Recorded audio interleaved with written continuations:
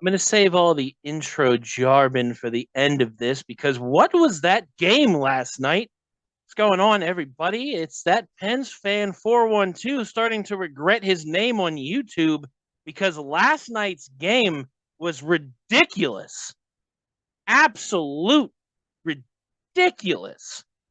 You know what it felt like? Honestly, you know what it felt like? It's like somebody put GM mode on their NHL like 2022, 2023, whatever, right? And they went into GM mode and they're like, you know what? I'll play on like pro, all star, right? That shouldn't be too hard to get in the game. The Penguins score. They immediately put it on a rookie. The Penguins were playing rookie difficulty. That's how they were playing last night. That's what happened. That's what happened. They were playing rookie difficulty in front of their home fans in Pittsburgh. Now, granted, I've seen all the comments online. I've seen all the stuffs and the things, and I heard what the people said in the stands. And we're going to talk about it. Oh, we are going to talk about it. That is definitely one. This video is going to be lengthy, folks. We are going to talk because, the last couple of videos I've been building up, you know what I mean? And I've been like, give or take. And I'm not going to just crap all over the Penguins here, right? I'm not just going to take a poo all over them. No. There are some, and I use that term loosely, some redeemable qualities. And then there are some things that need to go. They need to get by. See ya. Go play somewhere else. That's what I look at it, right? So let's just start it off here. And I guess I kind of killed the spoiler alert. The Penguins scored first in this game, by the way. We scored first. Chris Letang, the man of the hour, the man with the power, puts the puck in the back of the nets a minute and 5 seconds into the game. We scored in the first 65 seconds of the game. I should be ecstatic.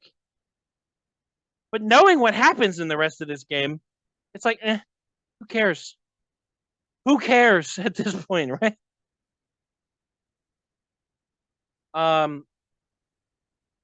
Yeah. Should I even go over it? The Penguins lost 7-2. Now, I will talk specifically about a couple of these goals. You know what? We'll just talk about it all. All right, let's just talk about it all. Let's talk about Connor McDavid. All right, so I will admit the Connor McDavid goal on the power play in this game, the first goal,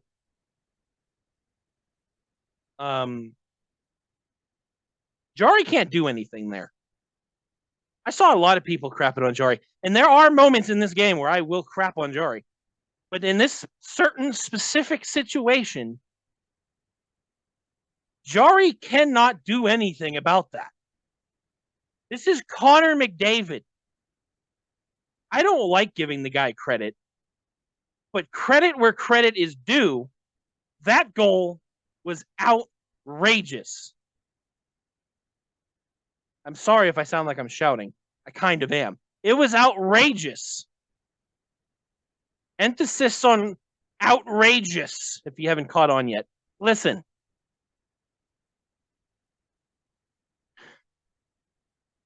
It's just ridiculous. There's like that much room above Jarry's shoulder. And McDavid's like, I could score through that. And he does. What are you going to do? The second Edmonton goal of the game at 7:49 in the first period is Leon Draisaitl once again on the power play. By the way, let's give Edmonton a power play, knowing they've got McDavid, Draisaitl, Nurse, Tyson Barrie. The list goes on and on. And listen,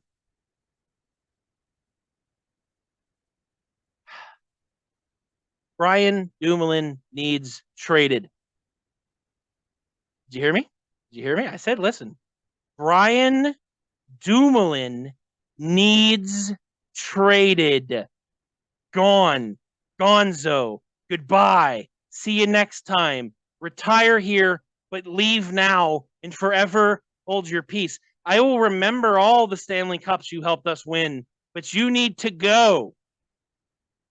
Goodbye, Brian Dumoulin.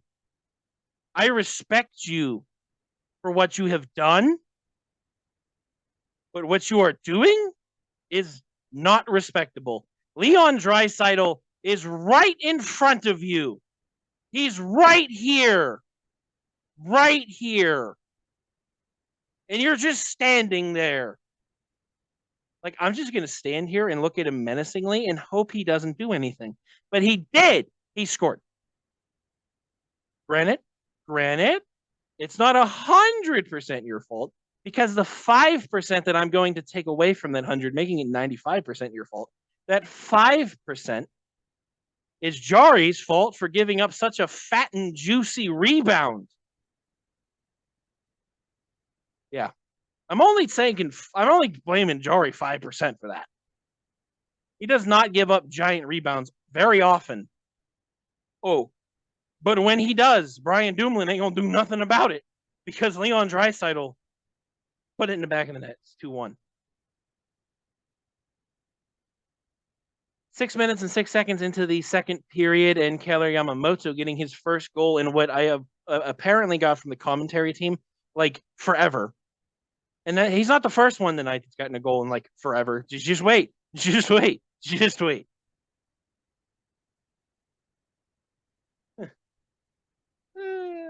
Because Devin Shore gets the puck from Puyarvi, however you want to pronounce that. And what was it, 45 games? His first goal in 45 games? Man, the Penguins just love just giving away firsts for people, right? They just love breaking streaks and all this good stuff. 45 games this guy hasn't scored. That's 45 other teams that were able to keep him off the score sheet. Somehow the Penguins miraculously are like, here, buddy, you can have this one. It's 4-1 Edmonton. At 15-10 in the second period, Warren Foegele scores. Warren Foegele, sorry, not Worgen. Where did I get Worgen from? Warren Foegele scores, and he scored after having an opportunity with Connor McDavid and being stopped. He gets another opportunity with Draisaitl, and he scores on it. And before the second period's over at 18:54, Ryan Nugent Hopkins just pings it right in the back of the net.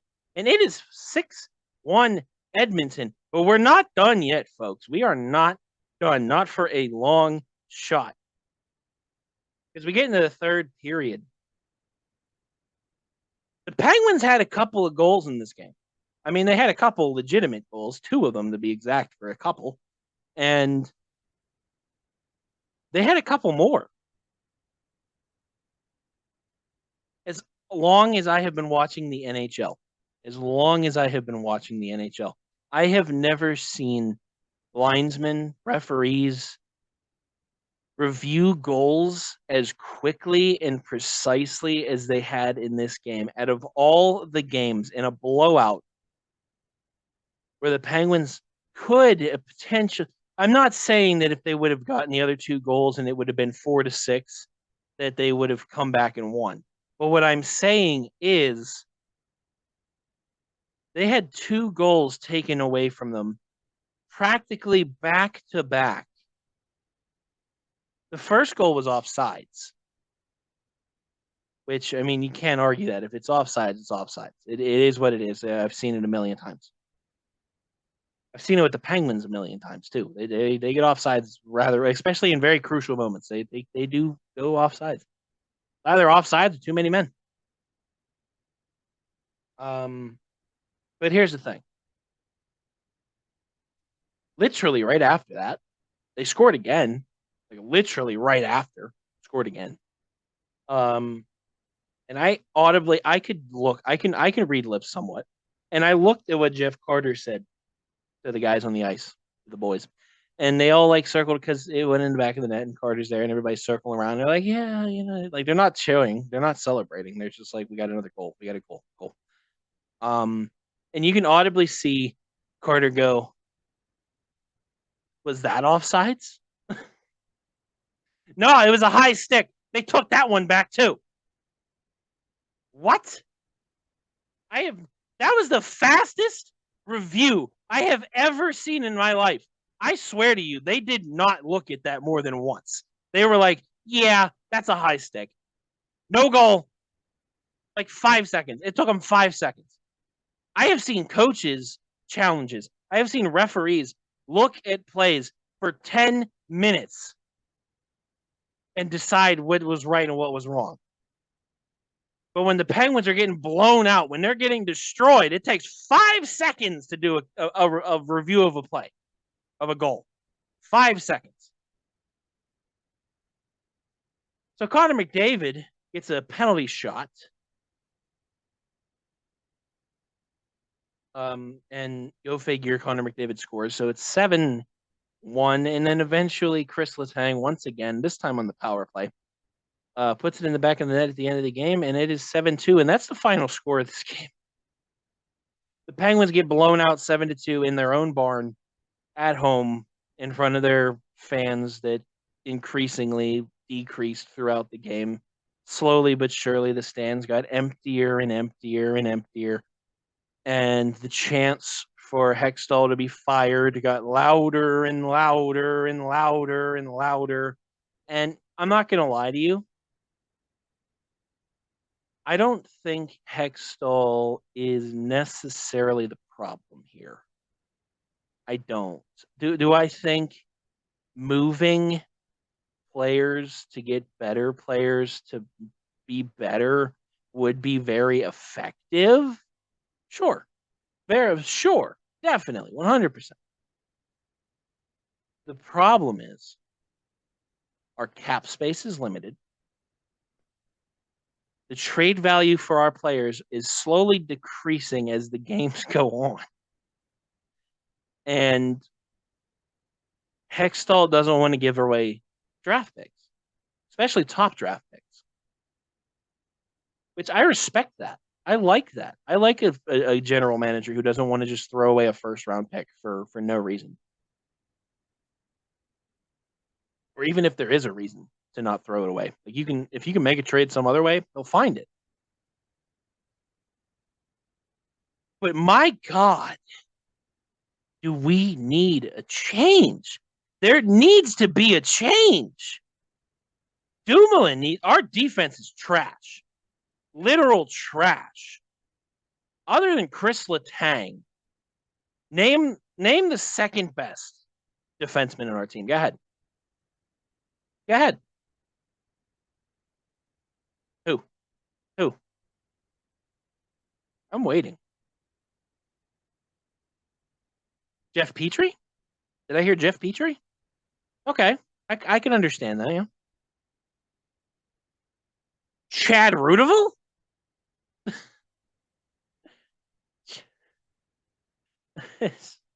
Chad Rudeville? Maybe? It ain't Dumoulin. He's past his prime. He's past his expiration date. Greener pastures for that man. Again, I respect everything he's done for this team, but right now he is doing nothing and he is okay with it and he needs to go. He needs to get out. Peace. Deuces. Goodbye. Your 3 stars of the game undoubtedly are Connor McDavid, Leon Draisaitl, and hey, look, Chris Letang got 3rd star.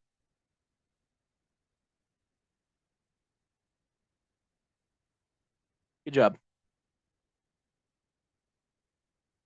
Shots on goal were in the Edmonton Oilers' favor, 44-24. Faceoffs in the Pittsburgh Penguins' favor, 58% to 41. Power plays, 2 out of 3 scored for Edmonton, 1 out of 4 for the Pens, 6 minutes for the penalty minutes in the Penguins here. To the Edmonton Oilers, 8.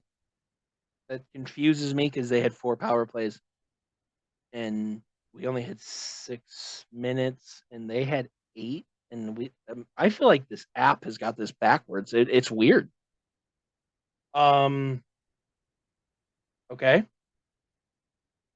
Actually, no, I am just stupid. I read numbers wrong. That's cool. Uh, hits were in the. Hey, at least the Penguins are hitting people 36-18. We doubled their hits. Let's go. Let's go. Tied on blocks with 11. The Penguins had 15 giveaways in this game to the Edmonton Oilers 6. They had 9 takeaways to the Edmonton Oilers 8. But hey, that's it. Something needs to change now. The trade deadline soon, very soon, extremely soon. There needs if there isn't if there isn't some kind of blockbuster OMG what kind of trade that the Penguins make at the trade deadline, I will be completely 110% honest. There's a chance, a very low chance. Because I'm at the point, our team is not playoff worthy. We are not a playoff team. We are not a playoff team at all. There's a chance if we do not make changes to become even remotely a playoff team, that we are not making the playoffs and that we are going for the hypothetical possibility, the slim possibility of making a top 10 spot in the draft and the draft lottery blessing us once again. That's the only upside out of any of this. Is there is a slim, very slim chance that if we don't make the playoffs, which we at the point we're going right now, we are not going to do, that we get in the top 10 pick in the draft and we might very, very, very slim draft lottery might give us that first overall pick. And if it does that, if that's what happens, okay. If that's not what happens, we don't make the playoffs and we get like 8th overall. There's a couple good guys in this draft. I'm looking for positives here, people. If we don't make the playoffs, if we don't do changes to make it to the playoffs, and we just decide that we're going to go for the draft instead, and we don't get Connor Bedard, then what are we doing? What are we trying to be? A rebuilder? Because it ain't working. A playoff team, we're not working at that either. What are we trying to do? We got to figure that out. But like I said in the beginning, thank you all for being here. Thank you for the 18 subscribers that are here subscribed to the channel. If you watch these videos and you're not subscribed, Tiffany, Carlos, Mike, subscribe. It's free. Hit the button. Right down here. It's right here. Hit it. And join the army. Join the Pens fan army. You can I opened an official page on Facebook, mind you. Facebook. I know I'm old. You can find that on Facebook at That Pens Fan 412 Army. We'll get that up on Facebook. And you can find me on Twitter as well at That Pens Fan 412 on Twitter. It's there. You can find it. I want to thank you again all for watching. If you liked the video, give it a like. If you dislike the video, give it a dislike. Any comments, questions, concerns, anything, trade ideas, throw proposals, do whatever you got to do in the comment section down below. If you just want to voice your opinion about the Penguins and how trash they've been lately, go ahead, throw it in the comment section. I don't mind. Do it. Thank you again all for watching, and I will see you in the future. Peace out, everyone.